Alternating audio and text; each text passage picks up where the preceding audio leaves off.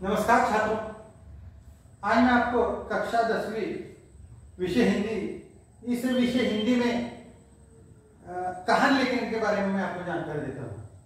पिछली दशक मैंने कहानी लिखते समय ध्यान में देने योग्य बातें कौन कौन सी है और कहानी लिखने के लिए हमें क्या करना चाहिए इसके बारे में मैंने आपको जानकारी दी। उदाहरण के तौर पर आज मैं आपको एक कहानी का जो नमूना है उसके बारे में आपको जानकारी देता हूँ।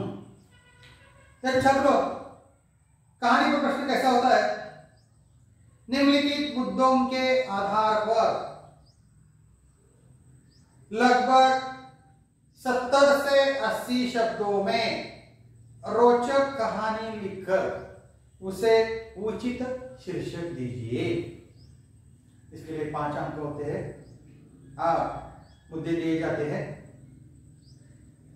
एक सुंदर वन डैश, इंद्र का आगमन डैश, वन का सौंदर्य देखना डैश, सूखे पेड़ पर तोते को देखना डैश, सवाल पूछना डैश, तोते का जवाब डैश, इंद्र का वरदान डैश, अंत में डैश सीख। देखो छात्रों, जब मैंने आपको मुद्दे बताए हैं तो मुद्दे से हमें यह मालूम होता है कि इस कहानी के लिए हम शीर्षक लिखते हैं। जैसे शीर्षक है सच्चा मित्र अथवा कृतज्ञता। उसके बाद कहानी लिखनी है। एक बहुत सुंदर वन था, उसमें फलों और फूलों से लदे हुए तरह तरह के वृक्ष थे। उन वृक्षों पर कई तरह के पक्षी रहते थे। एक दिन उस वन में इंद्र देवता आए। वन का सौंदर्य देखकर वे प्रसन्न हुए। घूमते घूमते उन्होंने एक सूखा हुआ पेड़ देखा। उस पर एक दुखी तोता बैठा था। इंद्र ने तोते से ऐसे वृक्ष पर बैठने का कारण पूछा। तोते ने कहा, एक समय यह वृक्ष फलों से संपन्न था। इसने बरसों तक मुझे आश्रय दिया, मुझे मीठे फल दिए, मीठे फल खिलाए और आंधी पानी में सुरक्षा दी। अब बुरे दिनों में इस वृक्ष का साथ कैसे छोड़ दूं? तोते का जवाब सुनकर इंद्र बहुत खुश हुए। उन्होंने सूखे पेड़ को फिर से हरा भरा कर दिया। अब यह पेड़ फल पुष्पों से लग गया। यह देखकर तोते की खुशी का ठिकाना न रहा। सीख देखो, अंत में सीख क्या है? मानव का आचरण कृतज्ञतापूर्ण होना चाहिए। यह महत्वपूर्ण सीख है। छात्रों, अगली कहानी के बारे में मैं आपको जानकारी देता हूं। उसके जो मुद्दे यह है। एक लालची आदमी डैश कड़ी तपस्या करना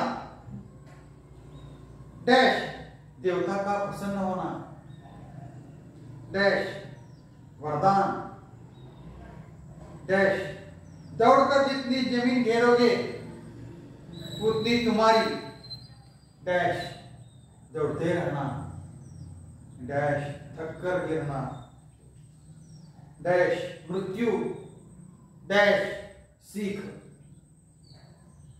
देखो छात्रों, मैंने आपको इस कहानी के मुद्दे बताए। इस मुद्दों को हम पढ़ने के बाद हमें यह मालूम होता है कि इसके लिए जो सीख है, शीर्षक है, वो कौन सा है? अत्यधिक लालच का परिणाम अथवा लालच बुरी बला। उसके बाद उसके नीचे कहानी के बारे में मैं आपको जानकारी देता हूं। एक गांव में एक संपन्न आदमी रहता था। उसका नाम रामेश्वर था।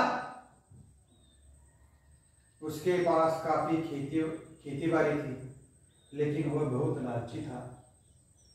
वो अधिक से अधिक जमीन पाने के लिए अधीर रहता था। एक बार उसने अपनी इस इच्छा के बारे में एक साधु से चर्चा की। साधु ने रामेश्वर को एक मंत्र बताया और उससे कहा, इस मंत्र का जाप करने से तुम्हारी इच्छा अवश्य पूरी होगी। रामेश्वर ने साधु के बताए अनुसार जाप करना शुरू कर दिया। एक दिन उसकी तपस्या से प्रसन्न होकर देवता उसके सामने प्रकट होकर बोले, वत्स, तुम्हारी तपस्या से मैं प्रसन्न हूं, क्या चाहिए तुम्हें? रामेश्वर ने कहा, प्रभु मुझे वरदान दीजिए कि गांव में मेरे पास सबसे अधिक जमीन हो जाए। देवता ने कहा, तथास्तु बेटा, सूर्यास्त होने के पहले दौड़कर तुम जितनी जमीन घेर लोगे उतनी जमीन तुम्हारी हो जाएगी। फिर देवता अंतर्धान हो गए। रामेश्वर ने दौड़ना शुरू किया। वह दौड़ता ही रहा। आखिरकार वह बेहोश होकर गिर पड़ा। लोगों ने दौड़कर उसे उठाया, किंतु उसके हृदय की गति बंद पड़ चुकी थी। जमीन के लालच में रामेश्वर ने जान गंवा दी। सीख, इसके बाद सीख क्या है? लालच आदमी को खा जाता है। अब मैं आपको तीसरी कहानी के बारे में जानकारी देता हूं। तीसरी कहानी के मुद्दे है, दो मित्र नौका पर सवार, डैश तूफान में नौका फंसना। इस मुद्दों के आधार पर हमें ऐसे क्या लिखनी है? तो सच्चे मित्र। रघु और मधु का घर समुद्र के किनारे था। दोनों मछलियां पकड़ने का धंधा करते थे। दोनों में बहुत बड़ी दोस्ती थी। रघु के बाल बच्चे थे और मधु की शादी अभी नहीं हुई थी। उसके परिवार में केवल उसकी मां थी। एक बार दोनों एक ही नाव में सवार होकर मछली मारने गए थे। धीरे धीरे वे बहुत गहरे समुद्र में चले गए। उन्हें काफी मछलियां हाथ लगी, लेकिन तभी आसमान में काले काले बादल घिर आए और जोरदार बरसात शुरू हो गई। समुद्र तूफानी हो गया और ऊंची ऊंची लहरें उठने लगी। दोनों दोस्तों की नाव लहरों के सामना नहीं कर पाई। एक लहर से टकराकर वह पलट गई। रघु और मधु समुद्र में बहने लगे। तभी दूर बहता हुआ एक तख्ता उधर आया। दोनों ने उसे पकड़ा लिया, लेकिन वह दोनों का भाग संभालने लायक नहीं था। मधु ने रघु से कहा, दोस्त मैं चला, तुम इस तख्ते के सहारे किसी तरह से किनारे पहुंचो।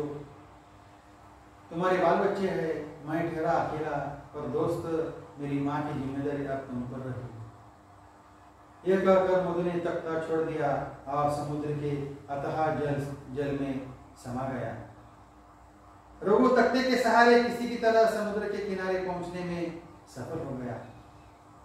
देखो छात्रों, आज मैंने आपको कक्षा 10वीं विषय हिंदी में 3 कहानी के बारे में मैंने आपको जानकारी दी। 3 कहानी की सीख, शीर्षक के बारे में जानकारी दी है। और यहाँ मैं क्या करता हूँ, ठहरता हूँ। धन्यवाद।